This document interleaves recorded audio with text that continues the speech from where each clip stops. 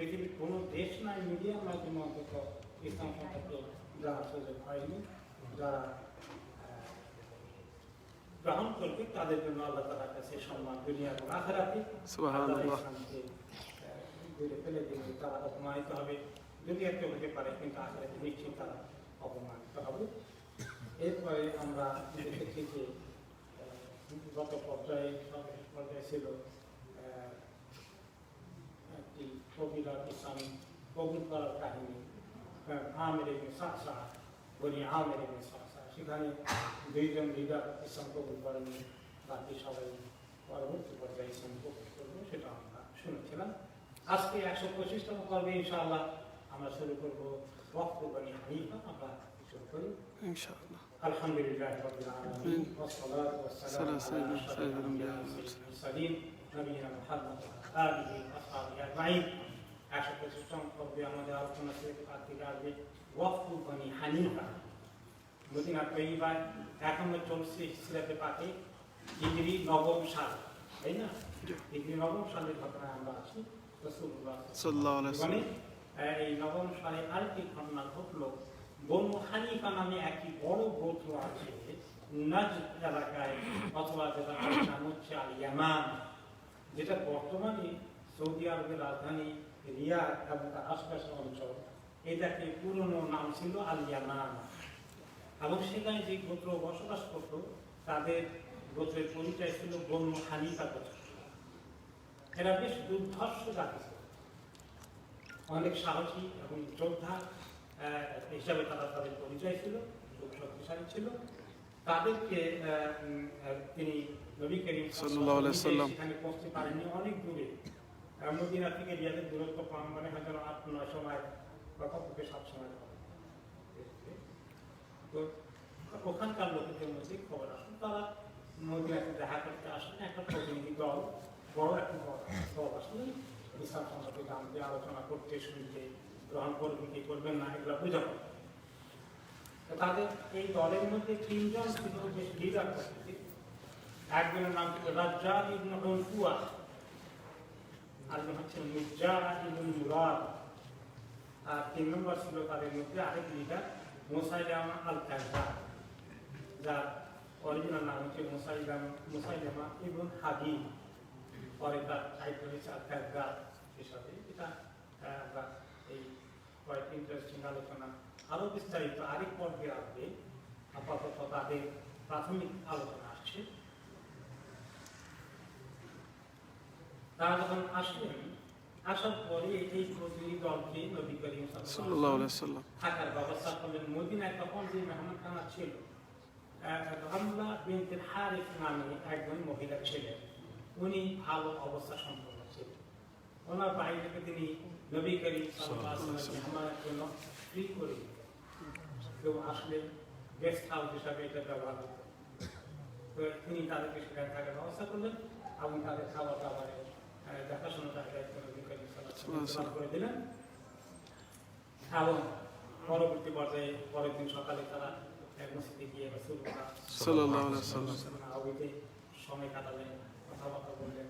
এবং তারা সবাই বলা যায় লিডার পর্যায়ে যারা ছিলেন ওনারা বেশ কয়েকজন ইসলাম কবুল করে ফেললেন এবং নবী করিম সাল্লাল্লাহু আলাইহি ওয়াসাল্লাম বায়াত করলেন। কিন্তু মুসাইলামা আল কাযযাব, যার নাম ছিল মুসাইলামা ইবনে হাবিব, সে ইসলাম কবুল করল।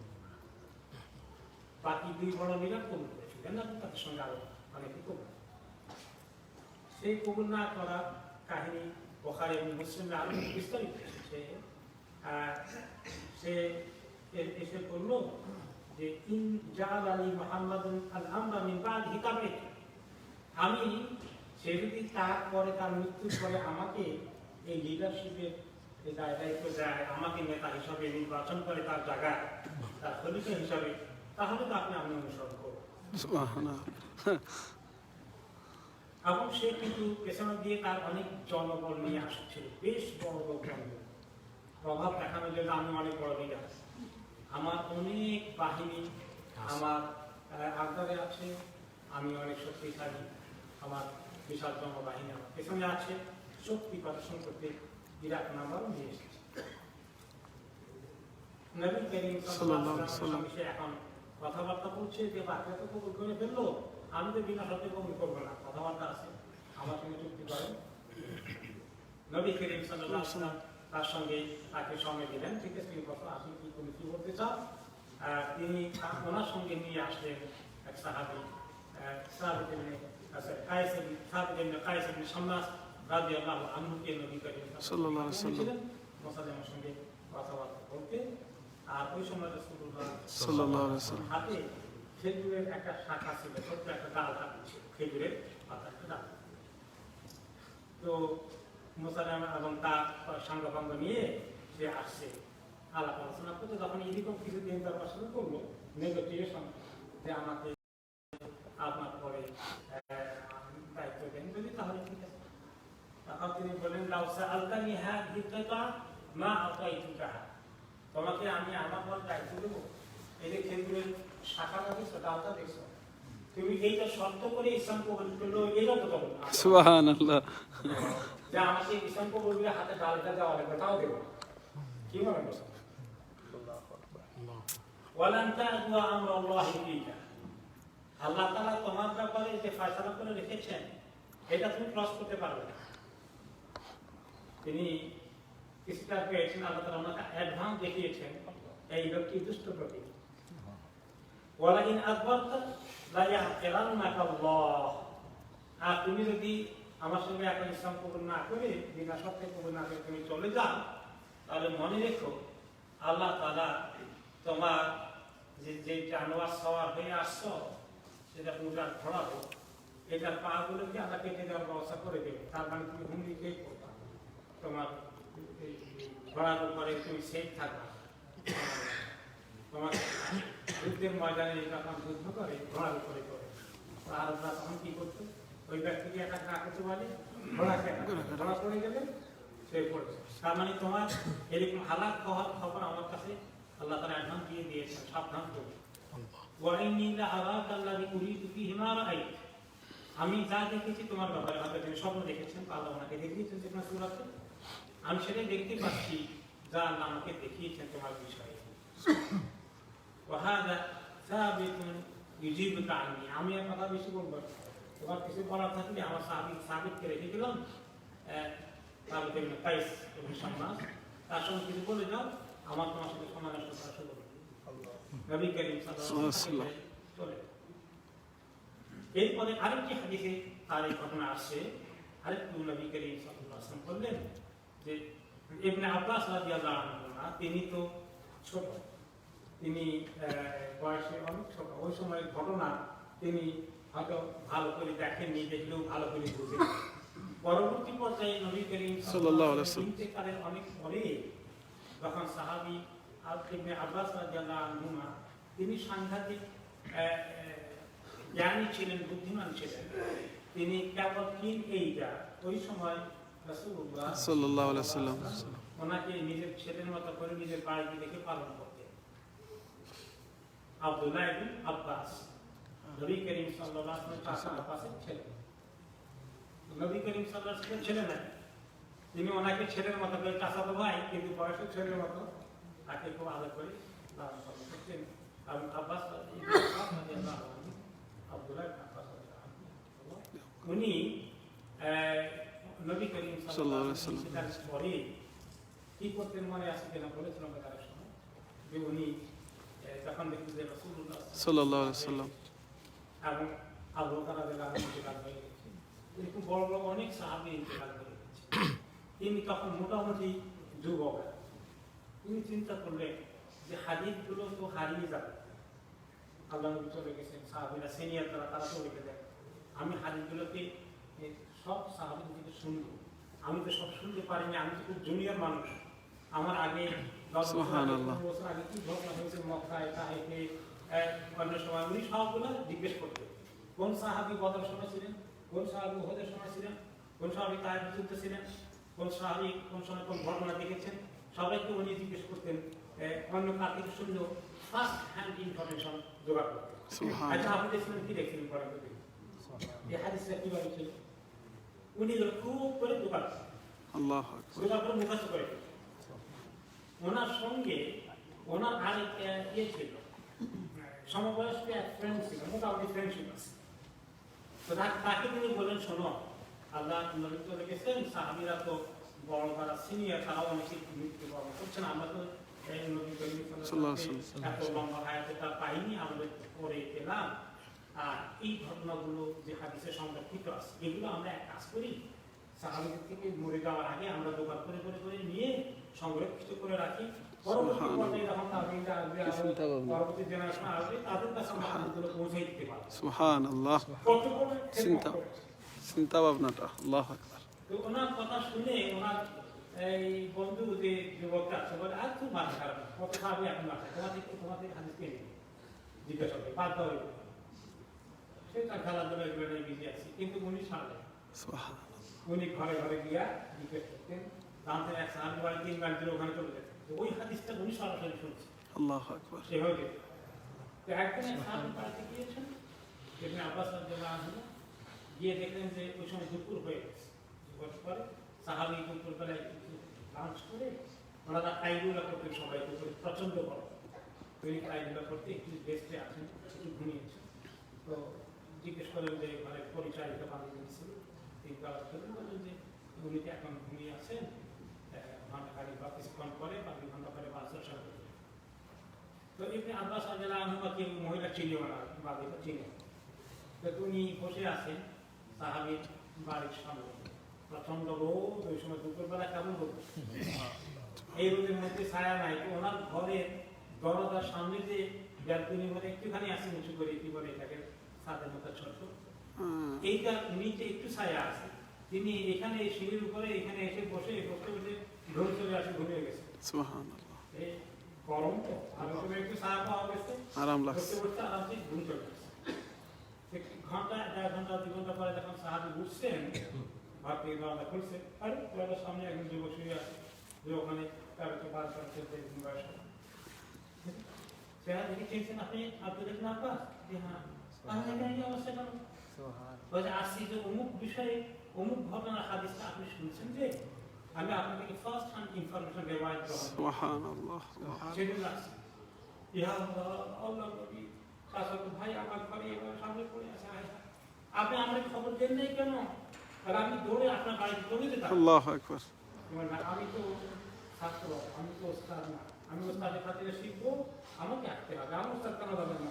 সুবহানাল্লাহ, সুবহানাল্লাহ।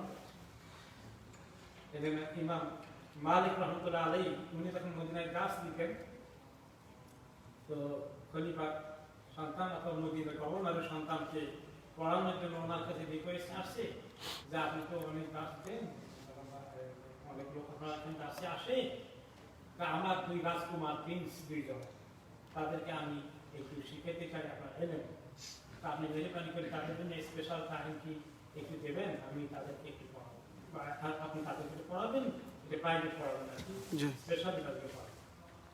তিনি বলবেন না, সবাই যেভাবে শিখে তাকে এখানে আসবে। সুবহানাল্লাহ। আল ইলমু ইউতা ইলাইকা, আল ইলমু লা ইয়াযহাবু ইলাইকা, যে ইলমের কাছে আসতে হবে, ইলম তার কাছে যাবে। সুবহানাল্লাহ, সুন্দর কথা। এই সমস্ত সালফে সালেহিনকে আল্লাহ তাআলা কি হিম্মত দিয়েছিলেন, কি ফাহম দিয়েছিলেন, রেসপেক্ট দিয়েছিলেন। যাই হোক, ইবনে আব্বাস রাদিয়াল্লাহু আনহুর কথা করতে কোন জায়গা থেকে আসলো, যে উনি এই যে হাদিসটি আসছে ইয়ের ব্যাপারে, মুসাইলামার ব্যাপারে, মুসাইলামার হাদিসটি তিনি ভালো করে বুঝেন। একটা অর্থ, একটা বাক্যের যে সে যে বলেছিল, ইন্নাকা আলাল্লাহি উরিদু ফিহি মা উরিদ, তোমার মধ্যে ওই জিনিস আছে আমি দেখতে পাচ্ছি যেটা আমাকে দেখানো হয়েছে। নবী করিম সাল্লাল্লাহু আলাইহি ওয়াসাল্লামের সাথে কথা প্রসঙ্গে তাকে লক্ষ্য করে বলছেন। তো এইটা তিনি জিজ্ঞেস করলেন, তাকে জিজ্ঞেস করলেন আবু হুরায়রা, কারণ আবু হুরায়রা রাদিয়াল্লাহু আনহু ইবনে আব্বাস থেকে সিনিয়র, উনি জানেন এই ঘটনার প্রত্যক্ষদর্শী ছিলেন। তখন তিনি বলেন যে ফাসালতু আন কাউলি রাসূলিল্লাহ সাল্লাল্লাহু আলাইহি ওয়াসাল্লাম ইন্নাকা আল্লাযী উরিদু বিমা উরিদ, আমি যখন জিজ্ঞেস করলাম আবু হুরায়রা রাদিয়াল্লাহু আনহুকে যে এই কথাটার অর্থ কি, যে আমি তোমার মধ্যে সেটাই দেখতে পেয়েছি যেটা আমাকে দেখানো হয়েছে, এটার অর্থটা কি আমাকে একটু বলবেন?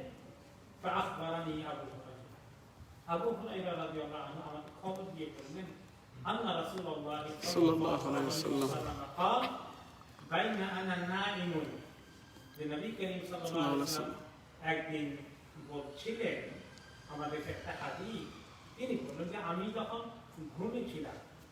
ঘুমিয়েছিলাম রাআইতু ফি ইয়াদাইয়া সিওয়ারাইন মিন যাহাব, ঘুমে আমি স্বপ্নে দেখি আমার দুই হাতে দুটো সোনার চুড়ি বা বালা আমার হাতে, দুটো সোনার বালা আমার দুই হাতে। তা আহাম্মানি শাহনুহুমা, এই দুটো চুড়ি দেখে স্বপ্নে আমি একটু চিন্তিত হয়ে গেলাম, কারণ পুরুষদের মধ্যে সোনার তারপরে ইচ্ছা করে পারে না, স্বপ্ন দিচ্ছে। তারপরে এইটা এমনকি খুব আমার কাছে রহস্যজনক মনে হলো, দুটো চুড়ি দেখে স্বপ্নের মধ্যে আমি খুবই চিন্তা করলাম চুড়ি দুটো আসলে কি। তখন ঘুম থেকে উঠলাম, এটা আমার কাছে বা ঘুমে থেকে চিন্তা করছি, এমন সময় ফাকুহিয়া ইলাইয়া ফিল মানাম, ঘুমের মধ্যে আমার কাছে ওহী আসে। সুবহানাল্লাহ। ঘুমের মধ্যে ওহী আসলে স্বপ্ন দেখা হিসাবে আনি ফুখুমা, এই নবী আপনি এই দুইটা চুলের মধ্যে ফু দেন। ফানাফাসতুহুমা, আমি যে ফু দিলাম এগুলো উড়ে চলে সুবহানাল্লাহ। চলে। ঘুম থেকে উঠে আমি চিন্তা করলাম কি স্বপ্ন দেখলাম, আর আমার কাছে ওয়াহী কি আসলো, এইটাকে বললো আমি ফজিয়া উড়ে চলে গেল। এখন আমি চিন্তা করে এটা তাবির করছি, ব্যাখ্যা চিন্তা করলাম। ফাআওয়ালতুহুমা, আমার মাইন্ডে আল্লাহ ব্যাখ্যা দিলেন, কাযযাবাইনি ইয়াখরুজানি বাদি, আমার পরে ইমিডিয়েট পরে ইন্তেকাল পরে দুটো মিথ্যাবাদী উত্থান হবে, যে দুটো মিথ্যাবাদী মিথ্যা নবুয়তের দাবিদার হবে। তার মধ্যে একটা ছিল আহাদুহুমা আনসিয়ু সাহিবু সানআ, ইয়ামানের সানআ থেকে এক লোক মিথ্যা নবুয়তের দাবি করে আসবে, তার পরিচয় হচ্ছে আল আনসি, তার পুরো নাম হচ্ছে আসওয়াদ আল আনসি হিসাবে পরিচয়, সে হলো ইয়ামানের সানআ এলাকা থেকে। ওয়াল আখার মুসাইলিমা সাহিবুল ইয়ামামা, আর আরেকজন হচ্ছে মিথ্যা নবী দাবিদার এই মুসাইলিমা, যে ইয়ামামার মেইন অধিকর্তা, শাসনকর্তা বা দল কবির সরকার। এই দুজনকে মিথ্যা নবী হিসেবে দাবি করবে বলে আমি বুঝতে পারি। এই ছিল এই হাদিসটার অর্থ আবিষ্কার করলেন ইবনে আব্বাস রাদিয়াল্লাহু আনহু কাছ থেকে আবু হুরায়রা রাদিয়াল্লাহু আনহু। এবং এই মুসাইলামা ঘটনা এখানে শেষ, সে চলে গেল, তার এলাকায় ইসলাম কবুল না করে। পরবর্তী পদে তার পরিণতি কি হয়েছে এটা আমাদের সিরাতের আলোচনাতেই আনবে রাসূলুল্লাহ সাল্লাল্লাহু আলাইহি ওয়াসাল্লাম। আর একটু কিছু পরে দশম হিজরির দিকে তার উৎপাত শুরু হয়ে গেছে, আমরা ইনশাআল্লাহ সেটা পাবো বাকি অংশ ইনশাআল্লাহ রেখে দেব ইনশাআল্লাহ। এখন মুসাইলামার কথা বাদ দিলে বাকি ইয়ামামা থেকে যে সমস্ত লোকেরা এসেছিলেন তারা সত্যি ইসলাম কবুল করেছিলেন, বাকি ছাড়া বাকি দুই লিডার, এবং তাদের অনুসারে অনেকে সিনসিয়ারলি আন্তরিকভাবে ইসলাম কবুল করে, এবং তারা মদিনা থেকে কয়েকদিন কিছুদিন তালিম নিয়ে এখন ওনারা ইয়ামামা রিয়াদের দিকে রওনা করে দিচ্ছেন। তার সময় নবী করিম সাল্লাল্লাহু আলাইহি ওয়াসাল্লাম তাদেরকে নসিহত করে কিছু আমল শিখিয়ে দিলেন। তারপরে যাওয়ার পথে তাদেরকে একটা ইয়েতে ছোট্ট একটা ইয়ে পাত্রে, চামড়ার পাত্রে, চামড়ার মশলা থেকে ব্যাগের মতো পানি রাখার জন্য, তখন এটাই ছিল পানির জল। ওখানে তিনি ওনার ওযু করার পরে অবশিষ্ট যে পানিটা, সেই পানিটা তাদের তিনি গিফট দিলেন, দিলেন ওনার ওযুর অবশিষ্ট পানিটুকু সেখানে তাদেরকে দিয়ে ওইটা রাখতে বললেন, এটা তোমাদের কাজে। এবং এই বিষয়ে আর কি হাদিসে এসেছে, কাইস ইবনে তাউফ তার পিতা থেকে বলেন যে খারাজনা সিত্তা ওয়াফদান ইলা রাসূলিল্লাহ সাল্লাল্লাহু আলাইহি ওয়াসাল্লাম, আমাদের তখন থেকে ইয়ামামা থেকে মদিনায় গিয়েছিলাম রাসূলুল্লাহ সাল্লাল্লাহু আলাইহি ওয়াসাল্লাম, খামসা মিন বনি হানিফা 5জন লিডার ছিলেন বনি হানিফা, যারা ইসলাম কবুল করেছিলেন। আরেকজন লিডার ছিলেন বনি দুবাই ইবনে রাবিয়া, পাশের আরেকজন কবিরা। আমরা ওনার সঙ্গে যখন ইসলাম কবুল করলাম, বাইরে হলো, ওনার সঙ্গে নামাজ পড়লাম। এরপরে আমরা যখন প্রস্থান করবো, তার আগে উনি আমাদের নসিহত করে শিখিয়ে দিলেন আমি আমরা দিনকে শিখবো, আমল করবো। আমরা ওনাকে একটা খবর দিলাম যে আমাদের এলাকায় একটি আছে, উপাসনালয় আছে, বিআতুল্লাহ। এটা কোনো কোনো রেওয়ায়ত আছে ইহুদিদের উপাসনালয়, অধিকাংশ রেওয়ায়ত আছে খ্রিস্টানদের একটা ইয়ের মতো, গির্জার মতো একটা উপাসনালয়, যে আমরা এইটা আছে ওখানে, এইটার ব্যাপারে কি করবো আমরা, আপনার কাছে সেটা ফয়সালা চাই। আমাদের সব আশা করছি আমাদের এই অবশ্যই লোকেরা ইসলাম সবাই কবুল করবে, সেটাকে এই এলাকায় থাকবে কি থাকবে না, এটার ব্যাপারে আপনি আমাদেরকে নির্দেশ দেন। আর অস্তাও আপনার ফজলে কুহুরি, আর একটা অনুরোধ করেছিলাম অনেক বাড়িতে, আপনার ওজুর পানি একটু থাকলে আমাদেরকে দিয়ে দিন। তো তখন তিনি কি করলেন, ওজুর জন্য পানি ডাকলেন, পানি দিতে বললেন, পানি নিয়ে আসলো, তিনি ওজু করলেন এবং কুলি করলেন, এবং কুলিটাকে তিনি ওই পাত্রে ফেরত দিলেন, মুখের পানি থেকে পাত্রের মধ্যে আবার ফেরত তৈলে আর কুলি ওখানে ঢাললেন। তারপর তিনি বললেন এই ধাবু বিহাদার মা, এই পানিটা নিয়ে যাও, ফাইদা কাদিন তুলবানা তখন ফাকসিলু বিআতাকে, আর যখন তোমরা তোমাদের দেশে এলাকায় যাবা, তোমাদেরকে সবাই ইসলাম কবুল করে ফেলেছ, এই গির্জার কোনো দরকার নেই, ঘন্টা সেরে খাওয়া, ওটা তোমরা ঘেরে। আর সুমান দাহু মাকানাহা মিন হাদাল মা, আর ওই গির্জার জায়গাটা যেখানে এতদিন সেরেকে বেশি কাজ হয়েছে, ওইটাকে এই পানি দিয়ে একটু ছিটিয়ে দিবা পাক করার জন্য। ওয়াক্তা শুধু মাকানাহা মাসজিদা, তারপরে তোমরা সেখানে মসজিদ বানিয়ে দেবে। সুবহানাল্লাহ। আর এখানে কেউ বলবেন যে গির্জা ভেঙে মসজিদ করার কাজটা কি ভালো, এটা অন্য জায়গায়। আর যারা এখানে আছে খ্রিস্টান বা অন্য ধর্মাবলম্বী আছে, তাদেরটা জোর করে দখল করে ভেঙে মসজিদ করানো, এটাই কিন্তু ইসলাম চায় না।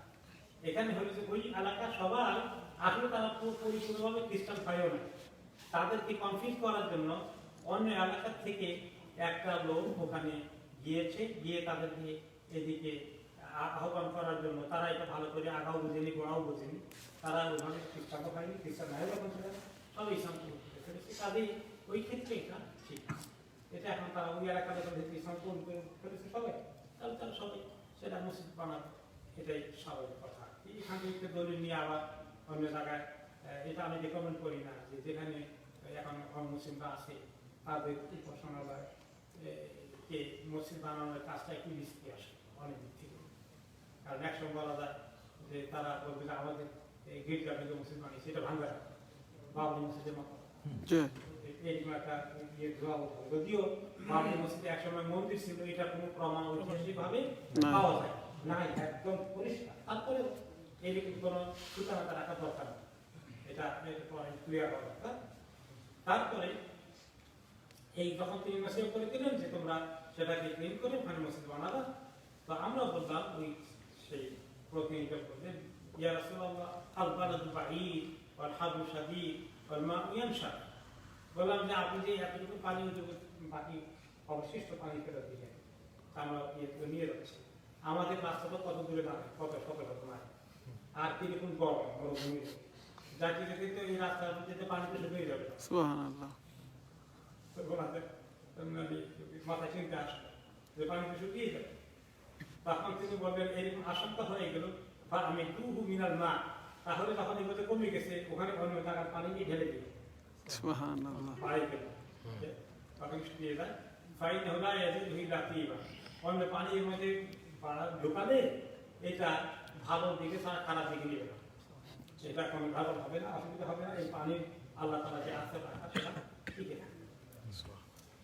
তারপরে বললেন যে আমরা এই ওনার থেকে বিদায় নিলাম, নিয়ে আমরা ইয়ামামার দিকে রওনা করে দিয়েছি।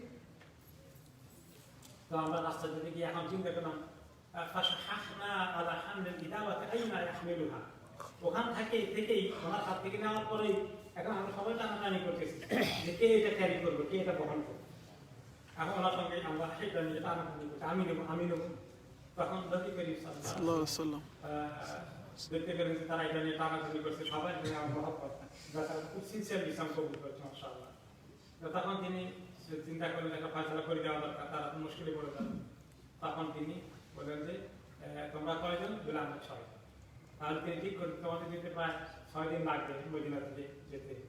এক কাজ করো, দিন রাত এক এক ঘন্টায় এইভাবে রোটা করে দেবে। সুবহানাল্লাহ। আলহামদুলিল্লাহ আমরা সব সন্তুষ্ট হয়ে প্রত্যেকে একদিন করে ক্যারি করে করে নিয়ে আসলাম। পাখারাত নবী হাতটা কাজে না পারে জানা। তারপরে আমরা যখন আমাদের এলাকায় পৌঁছে গেলাম এবং রাসূলুল্লাহ সাল্লাল্লাহু আলাইহি সাল্লাম আমাদের নির্দেশ দিয়েছিলেন, আমরা সেই কাজই করলাম, এটাকে ভেঙে ফেললাম। ওরা একটু যালিকাল কওমি রাজুল মিন তাই। আসলে আমাদের এখানে কেউই তার এটা এই ব্যাপারটা আগাও বুঝে নাই, বড়াও বুঝে নাই।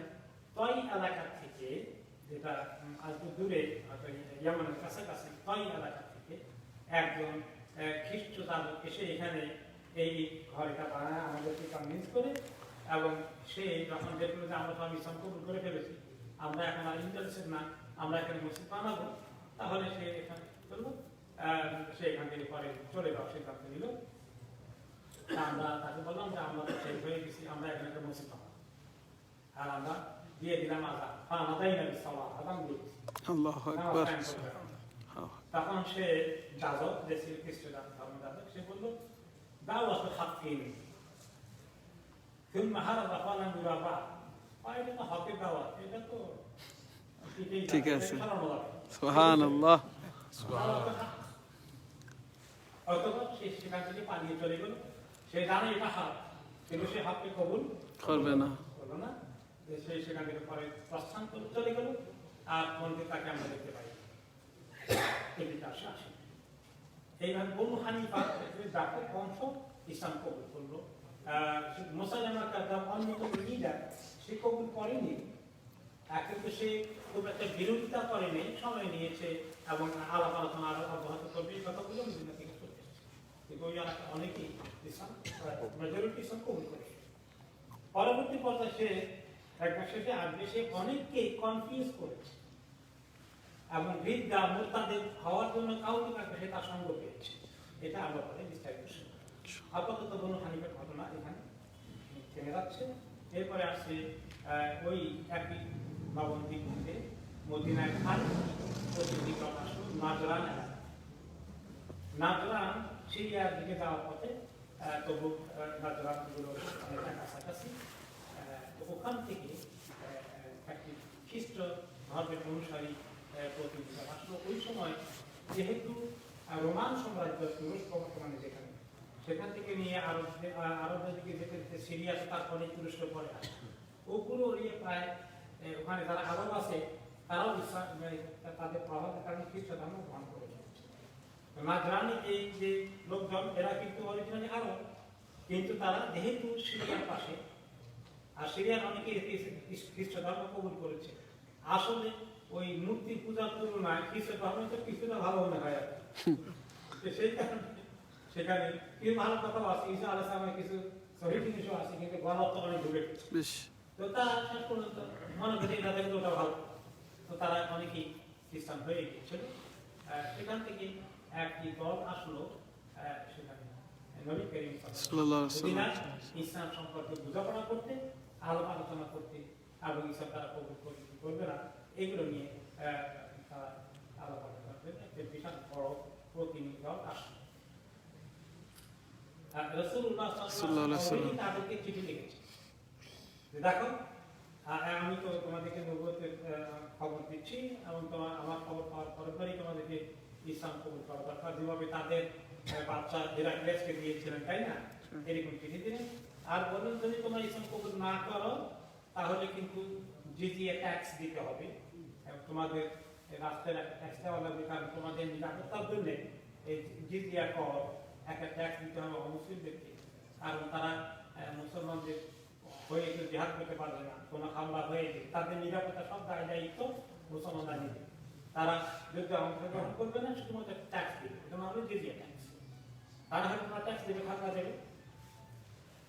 আর 3 নম্বর হলো যদি ইসলাম কবুল না করো, খাজনা দিতে রাজি না করো, তাহলে তোমাদের বিরুদ্ধে যুদ্ধের ঘোষণা দিতে হবে। এই তিনটার একটা এইগুলো আল্লাহ তাআলাকে পে করে। প্রথম তাদেরকে ইসলাম দাওয়াত দাও, এটা সবচেয়ে জরুরি প্রথম কাজ। না হলে তারা ইসলামকে জোর করে কাকে মুসলমান করানো যাবে না, তাহলে তোমাদের অধীনতা স্বীকার করবে, বশ্যতা স্বীকার করবে এবং জিজিয়া কর দিবে, কারণ তাদেরকে তাদের ধর্মীয় স্বাধীনতা সহকারে তাদের নিরাপত্তা সহকারে করতে দাও। আর তা না করে তারা এতে বিস্তার করে, তাহলে তাদেরকে কোনো সাড়া না দিলে, বিদ্রোহী করলে, তারা দুশ্মনী প্রকাশ করতে চাইলে তাদের সঙ্গে যুদ্ধে হুমকি দিতে হবে। এই তিনটা দিয়ে পদক্ষেপ দিয়ে পর্যায়ক্রমে হতে পারে তিনি চিঠি এইটা পাওয়ার পরে তারা কিছুটা শঙ্কিত হয়ে গেল, তারা একটু ভয় পেল। তখন তারা কি করলো, তাদের ওখান থেকে 7 জনের একটা প্রতিনিধি দল পাঠালো মদিনা। তাদের লিডারের 3 জন লিডার নাম করা ছিল। এই 7 জন মধ্যে 24 জন অনেক বড় বড় পজিশন পর্যায়ে বিভিন্ন কবিরার লিডার।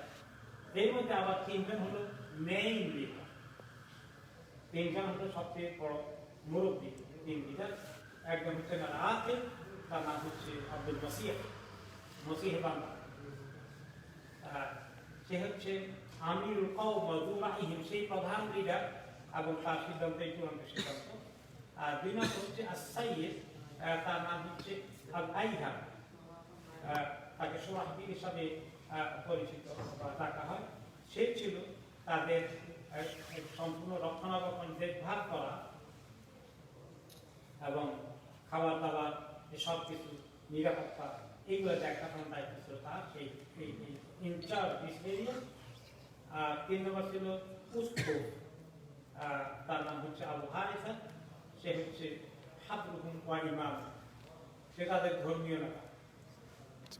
3 জনের 3 এরিয়া, একজন মেইন লিডার, কমান্ড করার দায়িত্ব তার, আর আরেকজন হচ্ছে তাদের খাদ্য খাবার দাবার নিরাপত্তা ইত্যাদি দায়িত্ব পালন করা।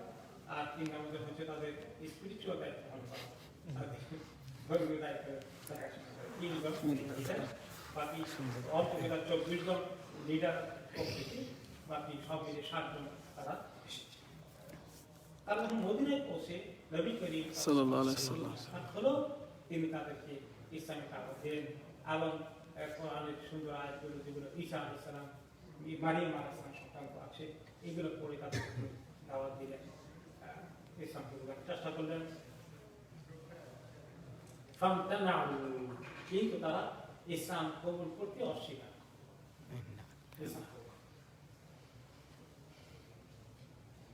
এই বিষয়ে আরেকটি রিওয়ায়াত আসছে যে তাদের 2 জন আসছিল সেখানে রাহিবা নাজরা, তাদের বড় ধর্মীয় দিক থেকে আলেম কিসিমের এবং ব্যক্তিগত সম্পর্ক ধর্মের তাদের রেফারেন্সে রিচ করা হয়। এরা 2 জন এসে সাল্লাল্লাহু আলাইহি ওয়াসাল্লাম তাদেরকে যে আসলিমা তাসলামা, তোমরা 2 জনে ইসলাম কবুল করে ফেলো, তোমাদের নিরাপত্তা হয়ে যাবে দুনিয়া এবং আখিরাতে। ফাকালা কাদ আসলামনা ক্বাবলা, তারা 2 জন বলল আমরা তো আপনার আগেই ইসলাম কবুল করে ফেলেছি। সুবহান। ফাকাল নবী সাল্লাল্লাহু আলাইহি ওয়াসাল্লাম কাযাবতুনা, তোমরা আমার আগে ইসলাম কবুল করো। মানে বান্দা আমাদের ঈসা আলাইহিস সালাম আল্লাহ দেখাচ্ছেন, তো আমরা তো আপনার আগেই, আপনি তো মনে পড়ে আছেন, আমরা তার আগেই কবুল করেছি। তিনি বলেন তোমরা মিথ্যা দাবি করছ, মানে আকুম আমিনাল ইসলামে খেলা আছে, তোমরা ইসলামকে কবুল করতে চাও না, কি কারণে বুঝতেও তোমরা করো না। 3টি জিনিস তোমাদেরকে ইসলাম কবুল করতে বিরত রাখছে আমি তাই। একটা হচ্ছে সুজুদুকুমা লিসসালিব, তোমরা যে তোমাদের ক্রস আছে, এই ক্রসের যে সামনে সাজদা করো, তার কাছে যে মাথা নত করো, এইটা তোমাদের এত মহব্বত দিলের ভিতরে হয়ে গেছে, এটা ছাড়তে পারো। এই জন্য এই শরীর থেকে বের হতে পারছো না, এই শরীর তোমাদেরকে দিলের ভিতরে জেঁকে বসেছে। ওয়াকাউলুকুমা ইত্তাখাযাল্লাহু ওয়ালাদা, আর 2 নম্বর তোমাদের অসুবিধা হয়ে গেল যে ঈসা আলাইহিস সালামকে তো আল্লাহ তাআলা ছেলে বানিয়ে ফেলেছেন, এটা থেকে সরবা কাটবে। এই একটা তোমাদের ভিতরে আকীদা গেঁথে বসেছে, জেঁকে বসেছে, এটা তোমরা ছাড়তে পারো না, এটার মহব্বত তোমার দিলে খুব ভালো করে দেখেছে। অশুরবুকুমাল খামর, আর ইসলাম কবুল করে মদ খাওয়া যাবে না, মদের নেশা ছাড়তে পারবে না। এই তিন কারণেই তোমরা এই তোমাদের জানো তোমাদের এটা হক নয়, ইসলাম তোমাদের কাছে নেই, ইসলাম কবুল করতে হলে আমার নবুয়তকে মানতে হবে, এটা জেনে শুনে তোমরা শোনো আমি এটা ভালো করি না। তারপরে নবী করিম সাল্লাল্লাহু আলাইহি ওয়াসাল্লাম তাদের সঙ্গে অনেক আলাপ আলোচনা করলেন। আরেকটা হাদিস এসেছে, তারা বলেছিল, তখন জিজ্ঞেস করেছিল মা তাকুলু ফি ঈসা, ঈসার ব্যাপারে আপনার বক্তব্য কি? রাসূলুল্লাহ সাল্লাল্লাহু আলাইহি ওয়াসাল্লাম রূহুল্লাহ, আল্লাহর পক্ষ থেকে ফুঁকে দেওয়া একটা রূহ, মায়ের পেটে এসেছে। ওয়া কালিমাতুহু, আল্লাহর একটা কথা, একটা শব্দ কোন, সেটা বলার কারণে তিনি হয়ে গেছে। 3 নম্বর আব্দুল্লাহ, তিনি আল্লাহর সৃষ্টি বান্দা। 4 নম্বর ওয়া রাসূলুহু, আল্লাহ এইগুলো ঈসা আলাইহিস সালাম। তো এরপরে নবী করিম সাল্লাল্লাহু আলাইহি ওয়াসাল্লাম এক সময় আছে, ওই সময় অন দ্য স্পট তারা এই প্রশ্ন যখন করে, ওই সময় নাযিল হয়ে গেল কোরআনের আয়াত, সুবহানাল্লাহ, তিনি পড়ে শোনাচ্ছেন। আউযু বিল্লাহি মিনাশ শাইতানির রাজীম, যালিকা নাতলুহু আলাইকা মিনাল আয়াতি ওয়াজ যিকরিল হাকীম। এইটা হচ্ছে হে নবী আপনার কাছে আমি তেলাওয়াত করি যে আয়াতগুলো, এবং খুবই হিকমতওয়ালা, জ্ঞানওয়ালা, স্মরণ করে দেওয়ার মতো যে কথাগুলো, বক্তব্যগুলো, আয়াতগুলো আল্লাহর কাছ থেকে এসেছে, সেগুলো আমি আপনাকে তেলাওয়াত করে শোনাই। আপনাকে বলে দিই, ইন্না মাসালা ঈসা ইনদাল্লাহি কামাসালি আদম, যে ঈসা আলাইহিস সালামের এক্সাম্পল, উদাহরণ আল্লাহর কাছে আদমের মতো। আদম আলাইহিস সালাম খালাকাহু মিন তুরাব সুম্মা ক্বালা লাহু কুন ফায়াকুন, আল্লাহ তাআলা তাকে আদম আলাইহিস সালামকে বানালেন কি দিয়ে? মাটি দিয়ে। মাটি থেকে বানিয়ে বললেন কুন, কালিমা, একটা বাক্য বললেন, বাক্য শব্দ বললেন, কুন হয়ে যাও, ফায়াকুন হয়ে গেল। তো আল্লাহ তাআলা যদি আদম আলাইহিস সালামকে পিতা মাতা দুইজন ছাড়াই বানাতে পারেন এই মাটি দিয়ে, কুন বললে হয়ে যায়, তো ঈসা আলাইহিস সালামের বাবা ছাড়া মা তো আছে, সুবহানাল্লাহ। আল হাক্কু মির রাব্বিকা ফালা তাকুন মিনাল মুমতারিন। হে নবী, আপনার কাছে আল্লাহর কাছে হক এসেছে, আপনি কখনো শোভা সন্দেহে থাকবেন না। আসলে উনি তো শোভা সন্দেহে থাকবেন না, থাকার কথা আসে না, কিন্তু তারা ইসলাম সম্পর্কে জানতে আসছে, তাদেরকে লক্ষ্য করে বলা হচ্ছে, আমাদেরকে লক্ষ্য করে বলা হচ্ছে, পরবর্তী পর্যায়ে যারা শুনবে এগুলো হক কথা, এইটার ব্যাপারে কোনো শোভা সন্দেহ নাই, এগুলো আন্দাজ অনুমানে কোনো গবেষণা সম্পর্কে কিছু নয়, আল্লাহর পক্ষ থেকে স্পষ্ট কথা দিয়ে সৃষ্টি কথা। সূরা আলে ইমরানের 58 থেকে 60 এই আয়াতগুলো তিনি অন দ্য স্পট তাৎক্ষণিকভাবে তাদেরকে পড়ে শুনিয়ে দিলেন। এরপরে বেশ কয়েকদিন তারা থাকলো, নবী করিম সাল্লাল্লাহু আলাইহি ওয়াসাল্লাম তাদের সঙ্গে অনেক আলাপ আলোচনা করলেন, বিভিন্ন জায়গা থেকে কোরআন তেলাওয়াত ধারণা দিয়ে তিনি পড়ে শোনালেন, এবং তাদের যে যুক্তিগুলো নিয়ে আসে সেগুলোকে তিনি খণ্ডন করছেন যুক্তি দিয়ে। তখন দেখলেন যে না, কোনো কাজ হচ্ছে না, তারাও দেখলো যে কোনো কনফিউশন তারা হচ্ছে না, তখন তারা চ্যালেঞ্জ করে বসে। কি চ্যালেঞ্জ করলো? ঠিক আছে, আপনি হকে আছেন না, আমরা হকে আছি, মোবাহালা করো, মোবাহালা, মানে উভয় পক্ষ দিয়ে আল্লাহ তাআলার কাছে মাঠে গিয়ে দাঁড়াবে, নিজের পরিবার পরিজন সবাইকে নিয়ে দুই পক্ষ যাবে। সেটা একটু আয়াত থেকে আমরা সরাসরি শুনি, মোবাহালা কেমন হয়, 1-2 লাইন পরে আসছে। তো তারা যখন এটা চাইলো যে রাসূলুল্লাহ সাল্লাল্লাহু আলাইহি ওয়াসাল্লাম সঙ্গে তারা চ্যালেঞ্জ করলো মোবাহালা করে, দুই পক্ষ আল্লাহকে বলবো যে আল্লাহ যেটা হক সেটাকে তুমি এখন প্রমাণ দেখাও, আর যেটা বাতিল সেটাকে আল্লাহ তুমি শাস্তি দিয়ে প্রমাণ দাও। তো আল্লাহ নবী করিম সাল্লাল্লাহু আলাইহি ওয়াসাল্লাম তাদের প্রস্তাবে রাজি হয়ে গেলেন, যেটা ফাইন, মোবাহালা হবে। তখন আল্লাহ তাআলা আয়াত নাযিল করে মোবাহালা কেমন করবেন তিনি গাইড করলেন। আযান তো হবে আজকে 6:00।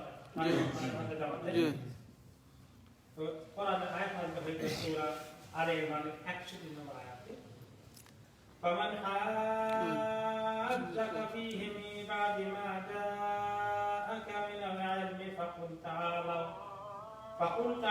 নাদউ আবনা'ানা ওয়া আবনা'াকুম ওয়া নিসা'ানা ওয়া নিসা'াকুম ওয়া আনফুসানা ওয়া আনফুসাকুম থুম্মা নাবতাহিল ফানাজআল লা'নাতাল্লাহি 'আলাল কাযিবিন।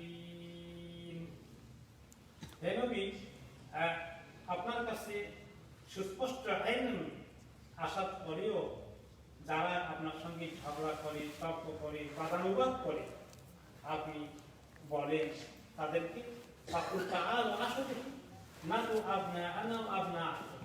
আমরা ডাকবো আমাদের ছেলেদেরকে, তোমরা তোমাদের ছেলে মেয়েদেরকে ডাকো সবগুলো। ওয়া মিসা আনা ওয়া মিসা, তোমাদের বিবিদেরকে ডাকো, আমরা আমাদের বিবিদেরকে ডাকো। আমরা নিজেরা হাজিরা দেবো, তোমরা নিজেরা হাজিরা দেবো। আমরা আমাদের ফ্যামিলি সবাইকে নিয়ে দাঁড়াবো এক জায়গায়, আসে তোমরা তোমাদের ফ্যামিলি নিয়ে দাঁড়াবো সব। অতঃপর আল্লাহ তাআলার কাছে আমরা ইতিহাস করবো যে আল্লাহ যারা হক তাদেরকে আপনি আজকে গালিব করে দেন, তাদেরকে বিজয়ী করে দেখিয়েছেন। সুবহানাল্লাহ। আর যারা মিথ্যা দাবি করছে তাদেরকে আল্লাহ তাআলা আপনি আজকে লানত দিয়ে তাদেরকে, মিথ্যাবাদীদেরকে অভিশপ্ত করে দেন, তাদেরকে গজবে শিকার করেন, তাৎক্ষণিক গজব নাযিল হয়ে গেল। তো তারা এই কথা চ্যালেঞ্জ যখন তিনি দিলেন, চ্যালেঞ্জ গ্রহণ করলেন, এখন তারা মোটামুটি কেউ কেউ তারা বললো যে ঠিক আছে, সবাই তা বুঝে না, তাদের মধ্যে তারা বুঝতে না, তারা বললো ঠিক আছে দাও আমরা জেহাদ করবো। কিন্তু তাদের দুইজন তিনজন যে লিডার আছে তার মধ্যে দুইজনই বললো, আজ এবং সাইদ বললো যে দেখেন কি কাজ করো না, খবর দিব।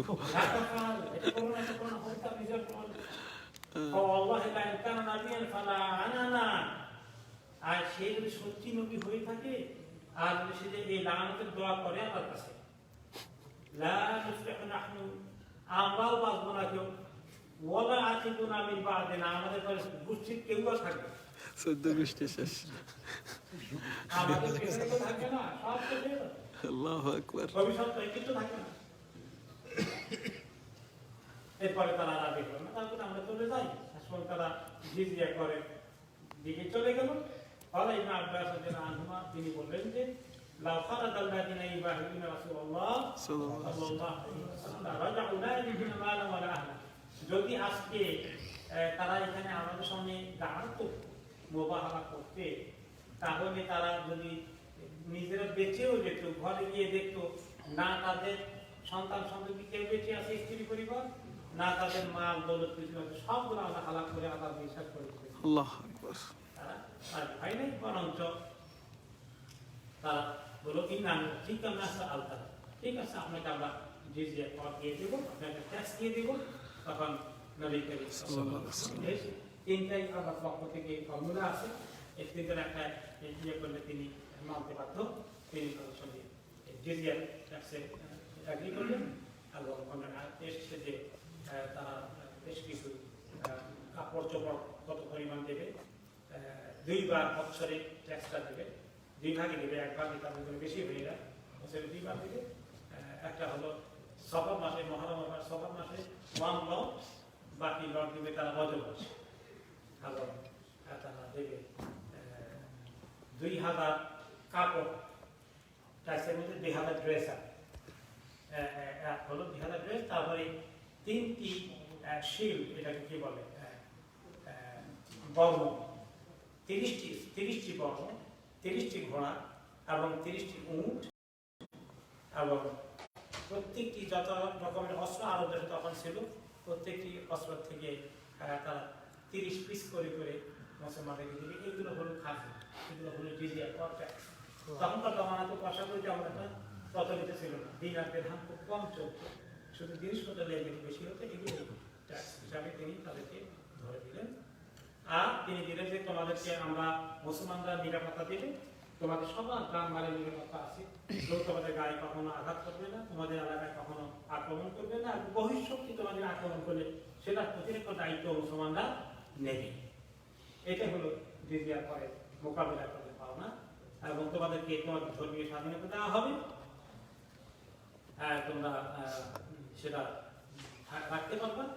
তারপরে তোমাদের যে উপাসনা বা আছে গির্জাগুলো আছে, এগুলাকে ধ্বংস করা হবে না, তোমরা সেখানে তোমাদের ইবাদত করতে পারবে, তোমাদের দ্বারা যাজক আছে তাদের নিরাপত্তা থাকবে, এবং তার তোমাদের দিনের ব্যাপারে কোনো পালন করতে বাধা সৃষ্টি করা হবে না, যতক্ষণ না বিদ্রোহী আচরণ না করা, আমাদের বিরুদ্ধে কোনো ষড়যন্ত্র না করা, অথবা সুদ খাওয়া কাজ না। সুবহানাল্লাহ। সুদের ব্যাপারে দেখছেন, তাদের ব্যাপারে তিনি সুদের ব্যাপারে লক্ষ্য করে কথা বলছেন। এরপরে রাসূলুল্লাহ সাল্লাল্লাহু আলাইহি সাল্লাম সুদ ডেঞ্জার। যখন তাদের সঙ্গে এই চুক্তি কথা হয়ে গেল, তখন তাদের প্রথম ব্লকের কালেকশনের জন্য তিনি তাদের সঙ্গে পাঠালেন আবু ওবাইদ ইবনে জাররাহ রাদিয়াল্লাহু আনহুকে, এবং তিনি বললেন যে তোমরা তার কাছে তোমাদের কাজগুলো দিয়ে দিবা। এবং তিনি বললেন যে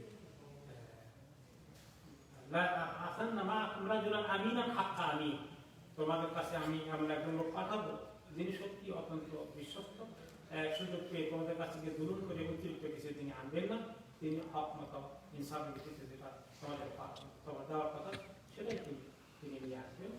নবী করিম সাল্লাল্লাহু আলাইহি ওয়াসাল্লাম যখন বললেন যে আমি এমন একটা লোককে পাঠাবো যে আমার উম্মত থেকে যিনি অত্যন্ত বিশ্বাস হবে, এই কথা শুনছে নাম বলেন। তো সাহাবীরা যারা ছিলেন তারা বললেন যে কারো নাম বলে না, কাকে পাঠাবে, অত্যন্ত বিশ্বস্ত, তিনি তাকে বিশ্বাস করেন। আমি তো সেটা ঠিক করি, আর একটা সাহাবী পেয়ে গেলাম। সব সাহাবীরা বলেন যে আমরাই পাখি না, সবাই ওই চিন্তা করছে। পরে তিনি নিয়ে আসছেন দেখে আবু ওবাইদ যারা বললেন হ্যাঁ আমিন হাদিল উম্মাহ, এই যে আবু ওবাইদকে পাঠালাম এই উম্মতের তিনি হচ্ছেন আমানতদার, এই উম্মতের আমানতদার, উম্মতের বিশ্বস্ততা যিনি সবচেয়ে নির্ভরযোগ্য। এরপরে তিনি তারা চলে গেল এবং তিনি সেখানে গিয়ে তাদের সঙ্গে থাকলেন এবং তাদের সঙ্গে সেগুলোকে চুক্তি ফাইনাল করা এবং ওই সময় তাকে নিয়ে আসা, তিনি নিয়ে আসলেন, এসে চলে আসলে এভাবেই তাদের সঙ্গে ওনার সম্পর্ক থাকলো, ওনার জীবদ্দশা পর্যন্ত এভাবেই ছিল। পরবর্তী পর্যায়ে ইতিহাস আরো হয়েছে। এভাবেই আমাদের সামনে সেটা ছিল যে বনু হানিফা গোত্রের পরে নাজরানের ইহুদিদের খ্রিস্টানদের আলাপ আলোচনা হয়েছিল। সেই নাজরান কিন্তু আসলে খ্রিস্টান ধর্ম অনেক আগে থেকেই ছিল। পরবর্তী পর্যায়ে আমাদের সময় কিন্তু ওরা সবাই প্রায় ইসলাম কবুল করে ফেলে। তখন পরবর্তী পর্যায়ে সেখানে খ্রিস্টানরা থাকে, সবাই বুঝতে পেরেছে আশেপাশে লোকেরা ইসলাম কবুল করে, তারাও কবুল করেছে। এরপরে আসবে আমাদের পরবর্তী ঘটনা যে নবী করিম সাল্লাল্লাহু আলাইহি ওয়াসাল্লাম মেয়ে উম্মে কুলসুমের ইন্তেকাল হয়ে গেল হিজরি 9ম শতাব্দীর শেষ দিকে এসে। ওনার ইন্তেকাল হয়ে গেল, ওনার কাছে খবর আসে, তিনি বললেন যে সাহাবারা যখন ওনাকে লাশ ধোয়াচ্ছে উম্মে আতিয়া রাদিয়াল্লাহু আনহা, এবং তিনি বললেন নবী করিম সাল্লাল্লাহু আলাইহি ওয়াসাল্লাম ওনাকে যখন আমরা কাফনের জন্য গোসল করাচ্ছি, তিনি আসলে আমরা জিজ্ঞেস করলাম যে কয়বার গোসল দেব, তিনি বলেন 3 বার করে পানি ঢেলে দাও, অথবা 5 বার করে দাও, অথবা যদি লাগে তার চেয়ে বেশি দেয়, ততক্ষণ তোমরা দেখো যে পরিষ্কার হয়ে গেছে। পানি যদি বরফ পাতা দিয়ে, পানি যদি বরফ পাতা দেওয়ার কারণ কি, তখন তো শ্যাম্পু ছিল না, বরফ পাতা শরীরে ভালো করে সাফ করে এবং যদি কোনো দুর্গন্ধ ময়লা থাকে সেটা দূর করে দেবে, এটা মেন কারণ। সুবহানাল্লাহ। তো এখন তো অন্যান্য কিছু এসেছে। তারপরে তিনি বললেন যে তোমরা তার তখন আপনার মধ্যে কিছু কাপড় দিয়ে কর্পূর, হ্যাঁ এই কর্পূর দিল, মানে দুর্গন্ধ থাকলে এগুলো মানুষের রাখছে কিছুটা দূর হয়ে যায়। তারপরে তোমরা যখন এই করে ফেলবে শেষ হয়ে যায়, তখন আমার কাছে এসে বললো যে বছর শেষ হয়ে গেছে, তোমরা বললো বছর শেষ হয়ে গেছে, তখন তিনি নিজের একটা একটা চাদর দিয়ে দিলেন, দিয়ে বললো যে এটা দিয়ে তার মাথা থেকে চুলের নিচে থেকে শরীরের উপরে এইটা দিয়ে দৌড়ে দাও, কাপড় একটা দিলেন। তারপরে নবী করিম সাল্লাল্লাহু আলাইহি ওয়াসাল্লাম সাহাবারা ওনাকে কবর দিচ্ছিলেন, তখন আসলে নবী করিম সাল্লাল্লাহু আলাইহি ওয়াসাল্লাম এই 4 মেয়ে এই 3 জন বিদায় হয়ে যাচ্ছে। তিনি শুধু ফাতেমা রাদিয়াল্লাহু আনহা থাকলেন বাকি, যিনি ওনার ইন্তেকালের 6 মাস পরে। তো এই যে উম্মে কুলসুম রাদিয়াল্লাহু আনহা, যিনি আসলে ওসমান ইবনে আফফান রাদিয়াল্লাহু আনহা বিবি ছিলেন, তো ওনাকে যখন তিনি দাফন করা খুবই এফেক্টেড হয়ে গেছে, ওনার দিলে কষ্ট হচ্ছিল, বোঝা যাচ্ছিল যে আইনাই কি তার মানা, ওনার চোখ দিয়ে পানি হচ্ছে। সুবহানাল্লাহ। আলহামদুলিল্লাহ সাহাবী সেটা বলেন যে হাত্তা বুকিয়া দামু ইয়াতাহাদ্দারু মিন আইনাইহি, আমরা দেখতে পেলাম যে ওনার চোখ দিয়ে টপটপ করে পানি পড়ছে। আল্লাহু আকবার। এটা সবরের বিপরীত নয়। নবীরা মৃত্যুর উপলক্ষে সবর করতে বলেছেন। সবর অর্থ হলো যে আপনি চোখের পানি আসবে কিন্তু আপনি কান্না করবেন না, শব্দ করে আওয়াজ করে কাঁদবেন না, অথবা এমন কোনো মন্তব্য করবেন না যে আল্লাহ তুমি এটা কি করলা, তুমি কেন নিয়ে তুমি আরো কেন দিলে না, কোনো আপত্তি করবো না, বরং বলবো আলহামদুলিল্লাহ।